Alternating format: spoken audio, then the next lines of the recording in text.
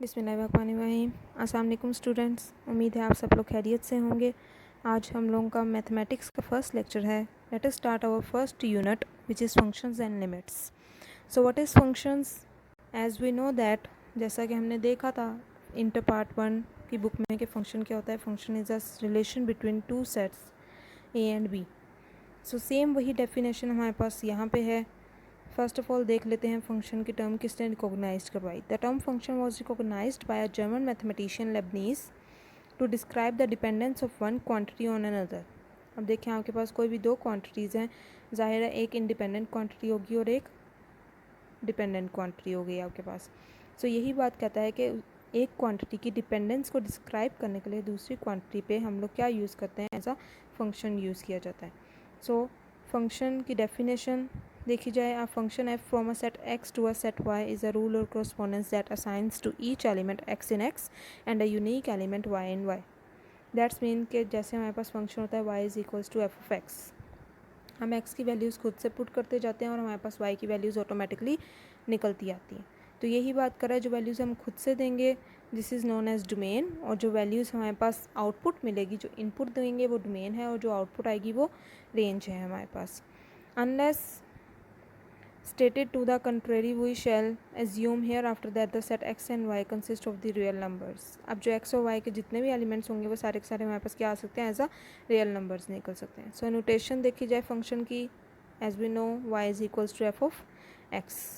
Next let us discuss independent variables and dependent variables. So the variable x is called the independent variable of f. जो भी हमने ऊपर उसकी देखी y is equals to F of x, जो x की values होंगी वो हमारे पास independent variable and the variable y is known as the dependent variable. See example number 1. Given f of x is equals to x cube minus 2x square plus 4x minus 1. Find first part f of 0, second f of 1, third f of minus 2, fourth f of 1 plus x, fifth f of 1 divided by x. और condition क्या given है आपके पास कि x does not equals to 0, that's mean x की value कभी भी 0 के इक्वल नहीं होगी. So as we know F of X हमारे पास गिवन है X cube minus 2x square plus 4x minus 1. First part में क्या कहते हैं, हमने एफ ऑफ 0 फाइंड करना है. आप देखें अगर कंपेयर करके देखो तो वहाँ पे हमें क्या गिवन है, F of X, we have to find F of 0. So simply we replace X is equals to 0. X को किससे रिप्लेस कर देंगे, 0 से. जहाँ जहाँ एक्स है वहाँ वहाँ हमने क्या पुट कर देना है, 0.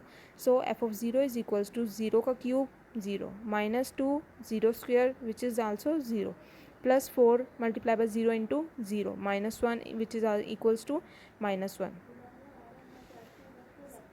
Similarly second and third part हम लोग सॉल्व करेंगे, ठीक है. Similarly as it is fourth part देखें, एफ ऑफ 1 प्लस एक्स, जहाँ पे एक्स था वहाँ पे हमने क्या रिप्लेस कर दिया, 1 प्लस एक्स. तो 1 प्लस एक्स का क्यूब माइनस 2, 1 प्लस एक्स का square plus 4, 1 plus X minus 1. Now we know the formula of the A plus B whole cube. A cube plus B cube plus 3a square B plus 3a B square. So वही formula इस पर apply करेंगे, 1 plus X whole cube पे open करेंगे which is equals to 1 plus 3x square plus X cube.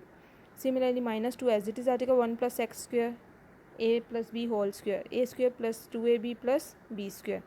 So as it is वही formula इस पर apply करने के बाद माइनस 2 से होल टर्म को मल्टीप्लाई करेंगे तो answer will B minus 2 minus 4x minus 2x square. Similarly plus 4 into 1 plus x, 4 1 4 plus 4x minus 1. Simplify करने से हमारे पास आंसर क्या निकल आएगा, x cube plus X square plus 3x plus 2. Similarly fourth part आप लोग खुद से सॉल्व करेंगे, एक्स की जगह पे सिंपली आपने क्या रिप्लेस कर देना है, 1/x. Now let us see the second example. Let F of X is equals to X square, find the domain and range of F. मतलब हमने फंक्शन जो हमारे पास गिवन है उसकी हमने डोमेन और रेंज फाइंड आउट करनी है. सिंपली हमें पता है डोमेन क्या होती है, हमारे पास इनपुट जो हम लोग खुद से देते हैं, और रेंज क्या होती है, आउटपुट जो हमें मिलती है, ठीक है. जो वैल्यूज़ हम देते जाएंगे वो वाली वैल्यूज़ पुट करने से हमारे पास क्या आउटपुट निकलती है, which is equals to range. अब फंक्शन देखें, फर्स्ट ऑफ ऑल फंक्शन हमारे पास गिवन है F of X is equals to X square. जैसा कि हमें पता है किसी भी चीज़ की पावर इवन नंबर आ जाए तो वो फंक्शन क्या हो जाता है हमारे पास, इवन फंक्शन हो जाता है, या पॉजिटिव वैल्यू देगा या इवन फंक्शन आ जाएगा. दैट्स मीन उसकी जो भी आंसर आएगा वो नॉन नेगेटिव आंसर निकलेगा. अब देखें F of X is equals to X square, हम कोई सी भी वैल्यू इसमें एक्स की वैल्यू पुट करते हैं, फॉर एग्जांपल -3 पुट करते हैं, -3 पुट करने से हमारे पास क्या आंसर आ जाएगा, -3 का square which is equals to 9। 3 put करेंगे तो भी आंसर 9। सिमिलरली और कोई उठा के देखें आप, 1/4 वैल्यू उठा लें, ठीक है, एक्स की वैल्यू 1/4, तो F of 1/4 is equals to 1/4 whole का स्क्वायर, आंसर विल बी 1/16। तो जो भी हम वैल्यूज़ देते जाएंगे, हमारे पास अनलिमिटेड वैल्यूज़ हैं विच इज़ इनफाइनाइट वैल्यूज़ हैं, सॉरी, तो वो हमारे पास क्या हो जाएंगी, रियल नंबर्स, मतलब सारे के सारे रियल नंबर में से हम कोई भी वैल्यू उठा के फंक्शन में पुट कर देंगे तो आंसर हमारे पास ऑलवेज पॉजिटिव नंबर आएगा। ऑलवेज पॉजिटिव नंबर आने का मतलब क्या हुआ, हमारे पास रेंज क्या आएगी, set of all non negative real numbers.